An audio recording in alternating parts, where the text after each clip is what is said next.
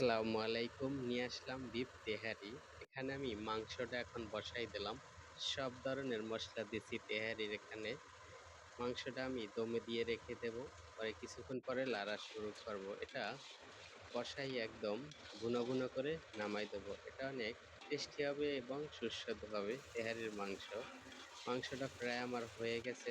এখন আমি কিছুক্ষণের ভিতরে এটা নামাই দেব। নামাই দিয়ে আমি রেখে দেব। রেখে দেওয়ার পরে আমি তেহারির জন্য আমি রাইসটা বসাবো। এখানে আমি গরম তেলে পেঁয়াজ দিয়ে দিছি এবং সাথে গরম মশলা। বাদামি কালার হয়ে আসলে আমি এখানে আদা রসুন জায়ফল জতিক এখন দিয়ে দিলাম আমি। দেওয়ার পর এখানে আমি কষানোর পরে রাইসটা দিয়ে দিছি। রাইসটা কিছুক্ষণ ভাজার ভিতরে আমি এখানে আরো চিনি এবং লবণ এবং শাহি জিরা দিয়ে দিলাম এখানে। এটা আমি পানি দিয়ে দেব এখন। ফুটানো পানি ছিল আমার। রাইসটা প্রায় আমার হয়ে গেছে। এখানে আমি এখন কিশমিশ এবং কাঁচামরিচ দিয়ে দেব। রাইসটা একটু হয়ে গেলে আমি মাংসটা এখন দিয়ে দেব এখানে। আমার রাইসটা প্রায় হয়ে গেছে।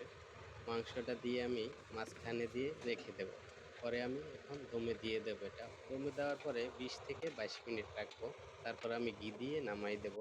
হয়ে গেছে আমার তেহারি। আল্লাহ হাফেজ। দেখা হবে অন্য কোনো ব্লগে।